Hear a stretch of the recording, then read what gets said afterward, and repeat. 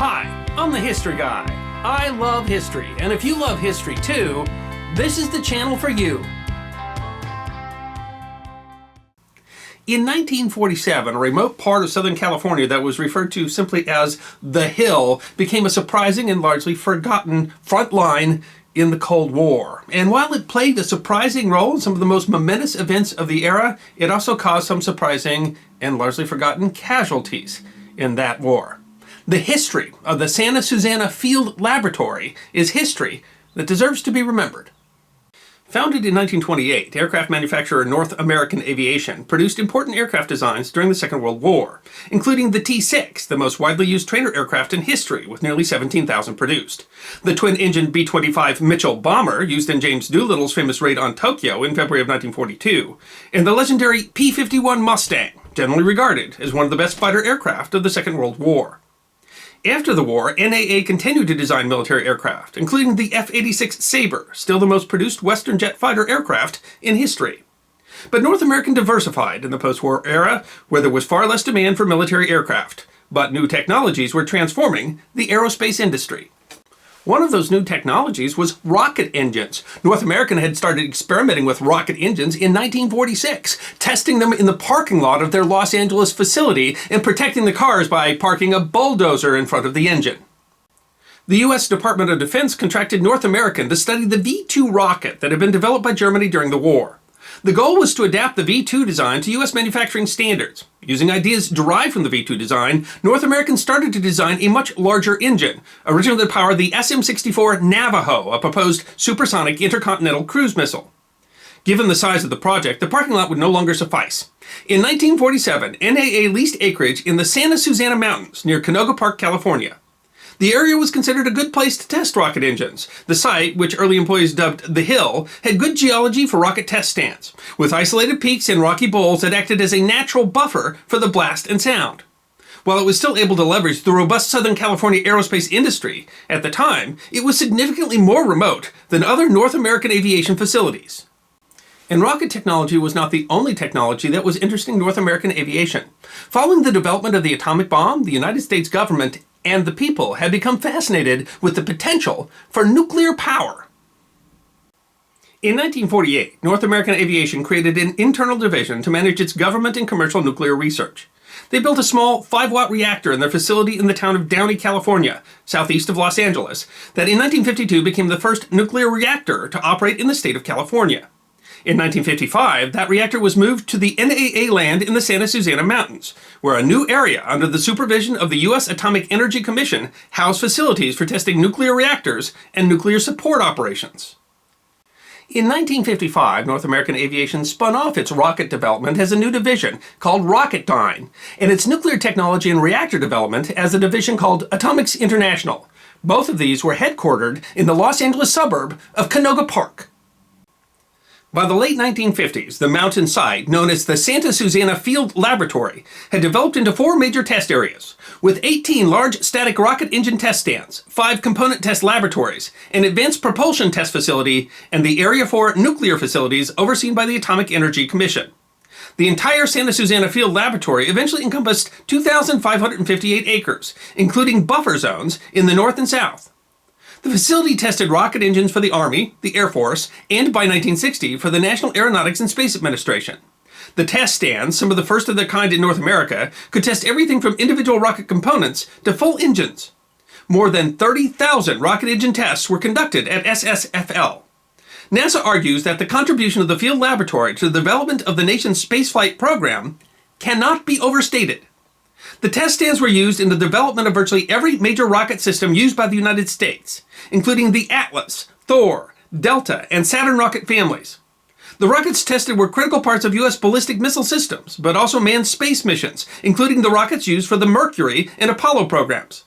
The satellites that allow many of the modern conveniences of our age, including the Global Positioning System, were launched on systems tested at SSFL.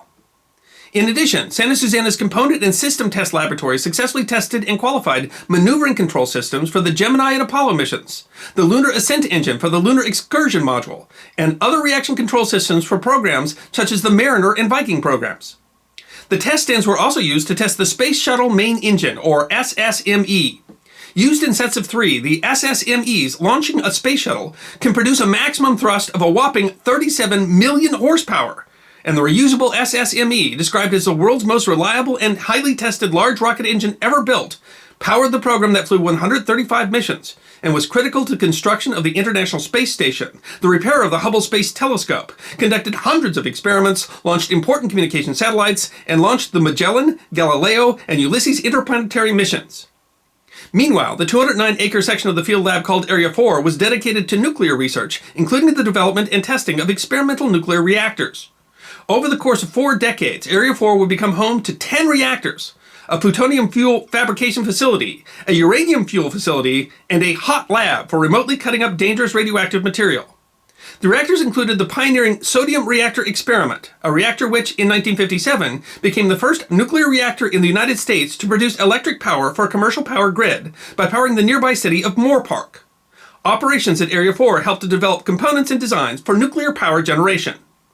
But while the Cold War contributions of the Santa Susana Field Laboratory are largely forgotten, the site has become increasingly better known, especially in Southern California, for another reason. The site was chosen for its remote location, allowing scientists to test the boundaries of dangerous technologies with less risk to human populations.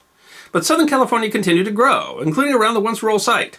Today, more than 500,000 people live within 10 miles of SSFL. That is a problem for a site that tested dangerous technologies and utilized toxic chemicals. The site developed during the Cold War, when the technologies were seen as important to national security. That led to an environment where safety environmental protocols were placed behind the need for speedy development, and in fact, when many protocols had not even been established. For example, solvents containing volatile organic compounds were used to clean rocket engines, and toxic chemicals were allowed to seep into the groundwater. Chemicals were improperly disposed of. Former employees in Department of Energy investigations found that toxic and radioactive chemicals were sometimes burned in open pits, allowing toxic substances to be released into the air.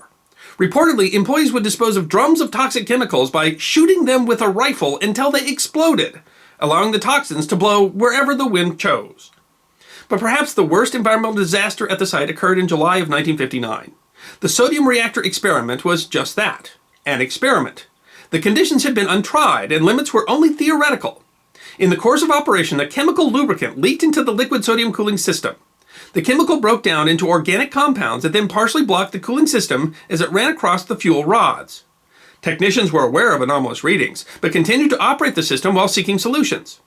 Eventually, technicians shut the reactor down to determine the problem and discovered that 13 of 43 reactor fuel elements had partially melted down. That event has since become a matter of dispute. While documents released at the time suggested that the radiation release was negligible, whistleblowers since have alleged that significant amounts of radioactive material was released and that the accident was covered up. Some analysts believe that the amount of radioactive material released was actually much more than the 1979 Three Mile Island incident. Because despite the fact that the 3 Mile Island reactor was much larger, the sodium reactor experiment had no concrete containment dome.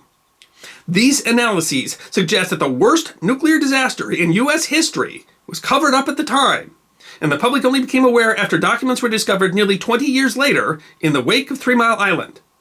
Astoundingly, the little-known accident was only one of at least 4 accidents involving experimental nuclear reactors at SSFL. Nuclear research at the Santa Susana Field Laboratory concluded in 1988, and the last rocket test was in 2006. The changing needs of the space program have rendered the site unnecessary, and most of the site is scheduled for environmental remediation, with much of it planned to be turned into parkland. The Rocketdyne and Atomics International divisions of North American were sold to the Boeing Corporation in 1996.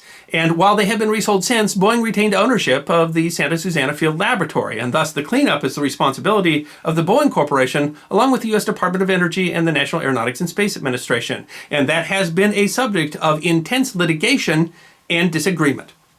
Experts hired by Boeing dispute the claim that the 1959 reactor accident released substantial radiation, claiming only that a small amount of material was released and that was well within federal guidelines.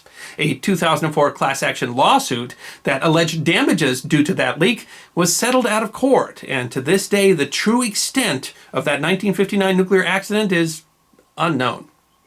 In 2006, a study by independent scientists determined that at least several hundred diagnosed cases of cancer are directly attributable to pollution at the Santa Susana Field Laboratory, and the number might actually be higher, as other studies suggest that people that live within 2 miles of the facility are much more likely to be diagnosed with certain cancers. And that suggests that we are still seeing casualties in this largely forgotten battlefield of the Cold War. I'm the History Guy, and I hope you enjoyed this edition of my series of short snippets of forgotten history about 10 minutes long. And if you did enjoy, please go ahead and click that thumbs up button, which is there on your left. If you have any questions or comments, feel free to write those in the comment section. I will be happy to personally respond. And if you'd like more snippets of forgotten history, all you need to do is subscribe.